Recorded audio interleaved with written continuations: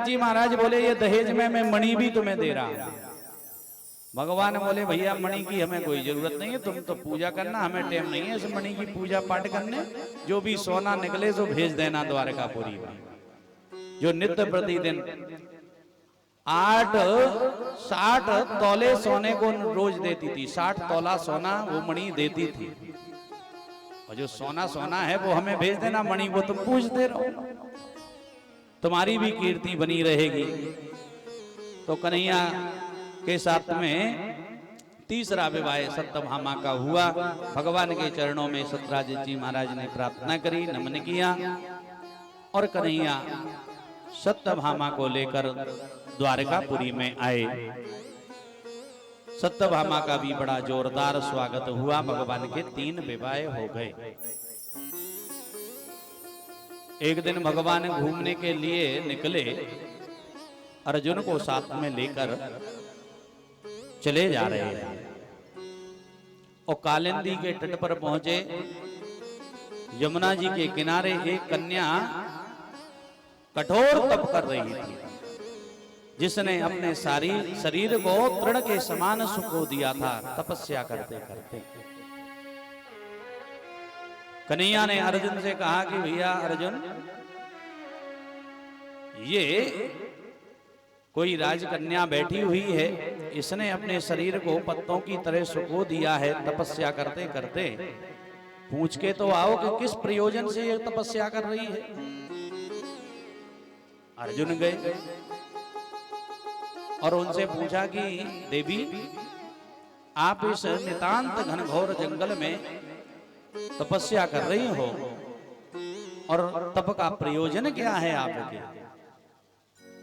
तो उन्होंने कहा कि मैं तपस्या इसलिए कर रही हूं कि मुझे पति के रूप में भगवान कृष्ण की प्राप्ति हो। अच्छा। अर्जुन आए, बोले मैं तुम्हारा जो प्रयोजन है भगवान से कहता हूं। अर्जुन आए, बोले प्रभु तपस्या वो इसलिए कर रही है कि आप पति के रूप में उसे स्वीकार करें।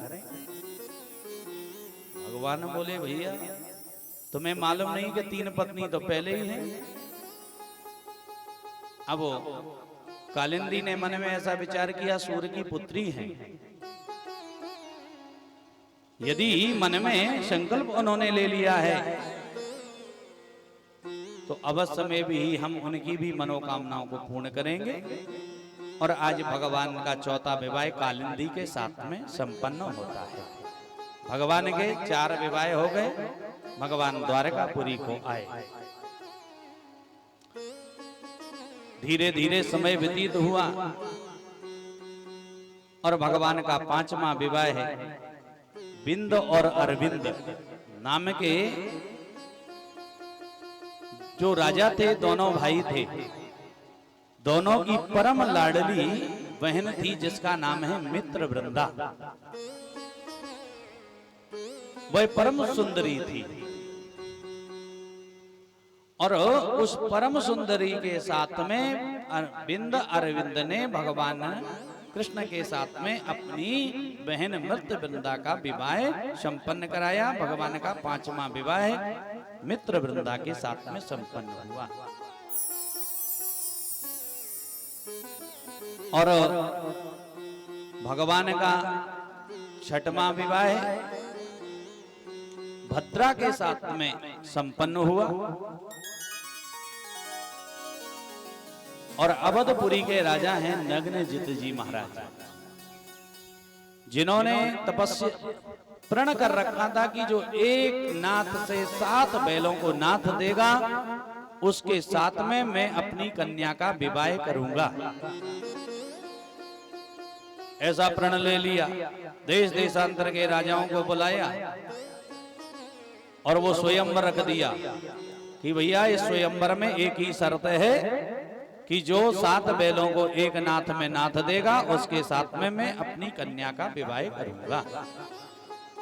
सारे देश के राजकुमार एकत्रित हुए, सब लोग आए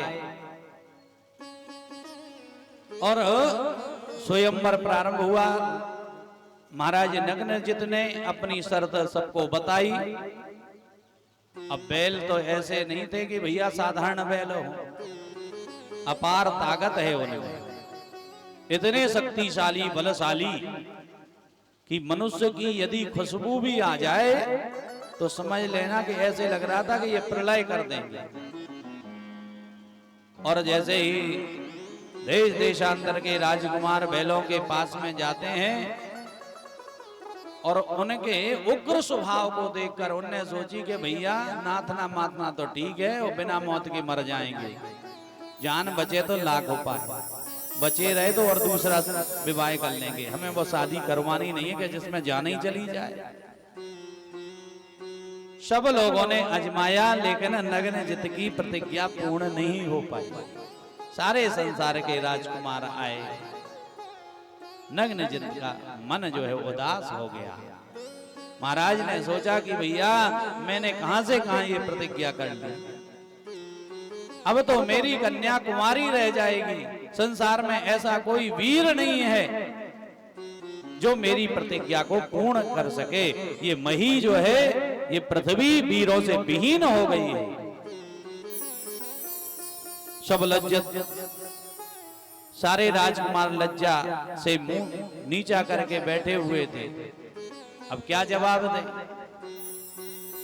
किसी ने भी उनके प्रण को पूर्ण नहीं कर पाया।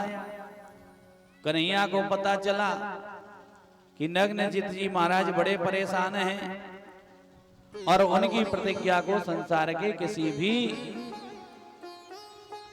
राजा ने पूर्ण नहीं किया है। आज तो भैया कन्हैया को पता चला तो भगवान अवधपुरी में गए और अवधपुरी में जाकर भगवान ने एक नाथ से 7 बैलों को नाथ दिया और नग्नजित जी महाराज की प्रतिज्ञा पूर्ण हो गई। और आज भगवान का 7वां विवाह महाराज नग्नजिति के साथ में होता है। बोलिए द्वारकाधीश भगवान की जय।